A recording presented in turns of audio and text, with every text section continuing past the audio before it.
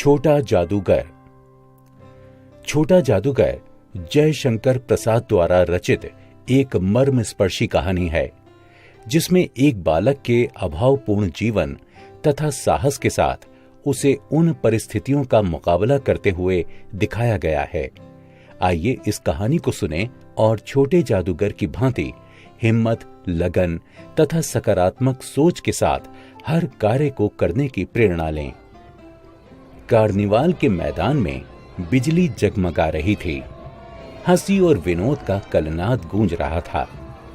मैं खड़ा था उस छोटे फुहारे के पास, जहां एक लड़का चुपचाप शरबत पीने वालों को देख रहा था। उसके गले में फटे कुर्ते के ऊपर एक मोटी सी सूत की रस्सी पड़ी थी और जेब में कुछ ताश के पत्ते थे। उसके मुख पर गंभीर विषाद के साथ धैर्य की रेखा थी। मैं उसकी ओर न जाने क्यों आकर्षित हुआ। उसके अभाव में संपूर्णता थी। मैंने पूछा, क्यों जी, तुमने इसमें क्या देखा? मैंने सब देखा है। यहाँ चूड़ी फेंकते हैं, खिलौनों पर निशाना लगाते हैं, तारे से नंबर छेदते हैं। मुझे तो खिलौनों पर निशाना लगाना अच्छा मालूम हुआ। जादूगर तो बिल्कुल निकम्मा है। उससे अच्छा तो ताश का खेल मैं ही दिखा सकता हूँ। उसने प्रसन्नता से कहा। उसकी वाणी में कहीं रुकावट ना थी। मैंने पूछा, और उस पर्दे में क्या है? वहां तुम गए थे? नहीं, वहाँ मैं नहीं जा सकता, टिकट लगता है। मैंने कहा, तो चलो मैं वहां पर तुमको लिवा चलूं। मैंने मन ही मन कहा, भाई आज के तुम ही मित्र रहे।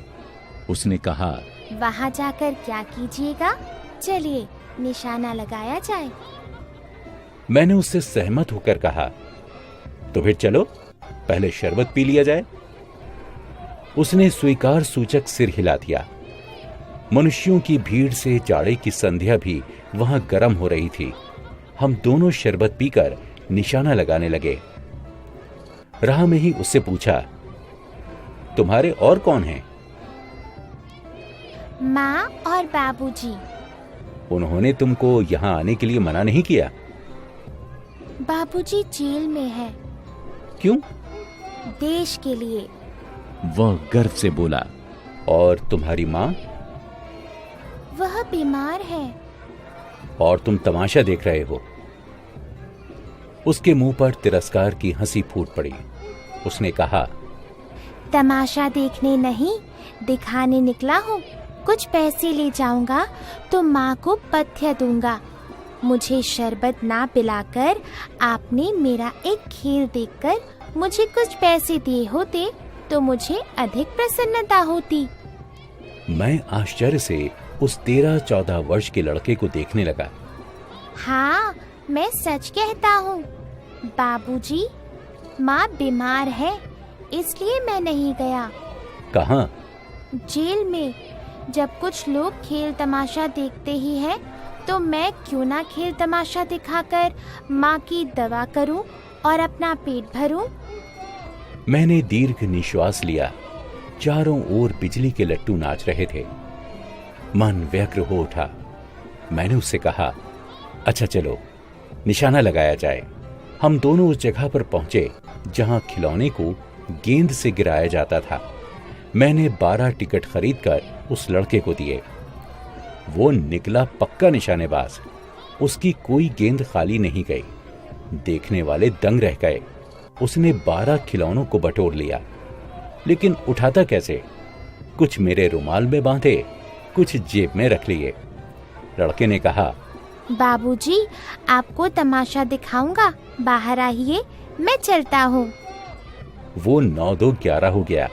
मैंने मन ही मन कहा, इतनी जल्दी आंख बदल गई। मैं घूमकर पान की दुकान पर आ गया। पान खाकर बड़ी देर तक इधर उधर टहलता देखता रहा। झूले के पास लोगों का ऊपर आना जाना देखने लगा। अकस्मात किसी ने ऊपर के हिंडोले से पुकारा, बाबूजी। मैंने पूछा, कौन? मैं हूँ छोटा जादूगर।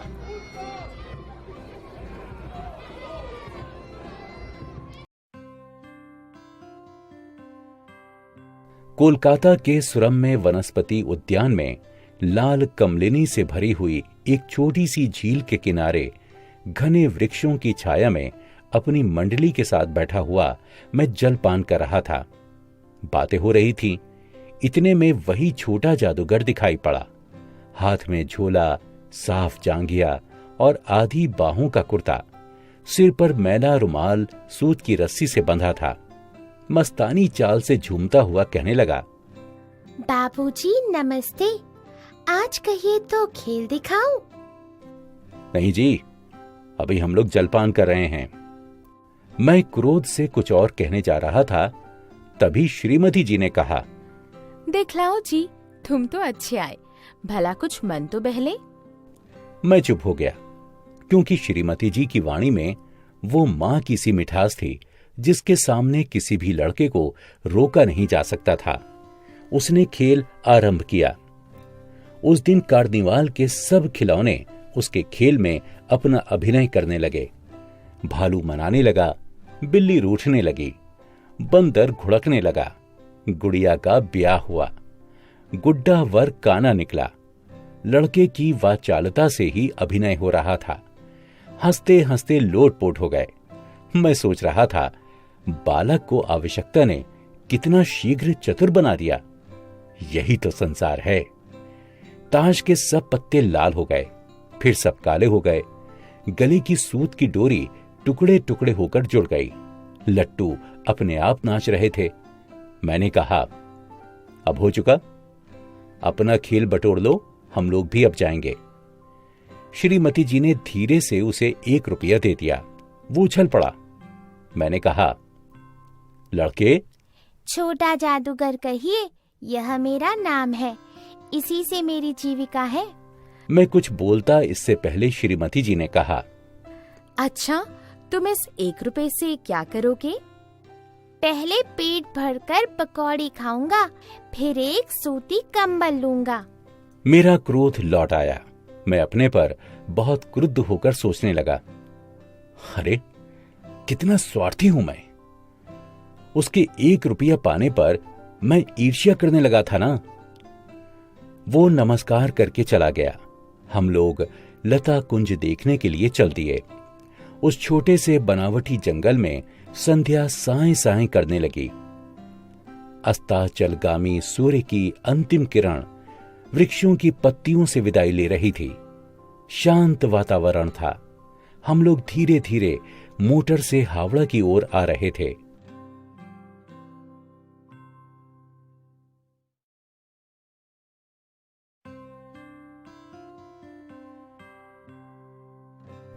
रह रहकर छोटा जादूगर स्मरण हो आता था। सचमुच वो एक झोपड़ी के पास कंबल कंधे पर डाले खड़ा था। मैंने मोटर रोककर उससे पूछा, तुम यहां कहां? मेरी माँ यही है ना, अब उसे अस्पताल वालों ने निकाल दिया है। मैं उतर गया। उस झोपड़ी में देखा तो एक स्त्री चीथड़ों से लदी हुई कांप रही थी। छोटे जादूगर ने कंबल ऊपर से डालकर उसके शरीर से चिपटते हुए कहा, माँ। मेरी आंखों से आंसू निकल पड़े।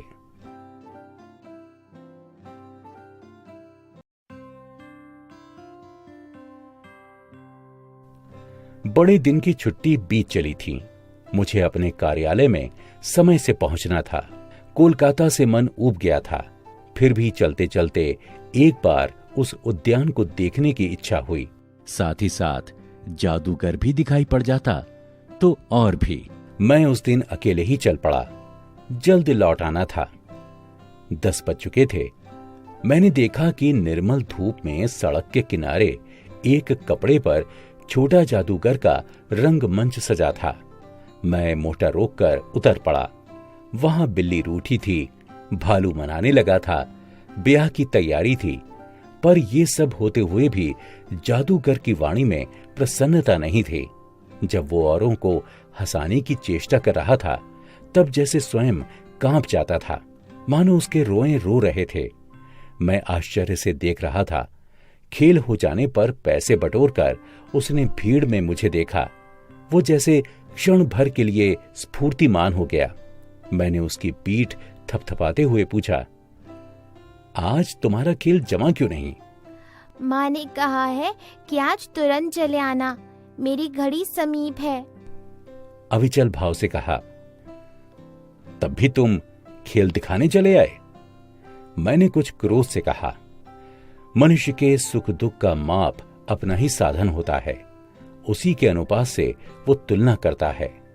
उसके मुंह पर वही परिचित तिरस्कार की रेखा फूट पड़ी। उसने कहा, क्यों ना आता? और कुछ अधिक कहने में जैसे वो अपमान का अनुभव कर रहा था। क्षण भर में मुझे अपनी भूल मालूम हो गई। उसके झोले को गाड़ी में फेंक कर उसे बैठाते हुए मैंने कहा, जल्दी चलो। मोटर वाला मेरे बताए हुए पथ पर चल पड़ा। कुछ ही मिनटों में मैं झोपड़े के पास पहुंचा। जादूगर दौड़कर झोपड़े में मां मां पुकारता घुसा। मैं पीछे था, किंतु स्त्री के मुंह से बे निकल कर रह गया। उसके दुर्बल हाथ उठकर गिर गए। जादूगर उससे लिपटा रो रहा था। मैं स्तब्ध था। उस उज्जवल धूप में सब कुछ जैसे जादू सा मेरे चारों ओर नृत्य करने लगा।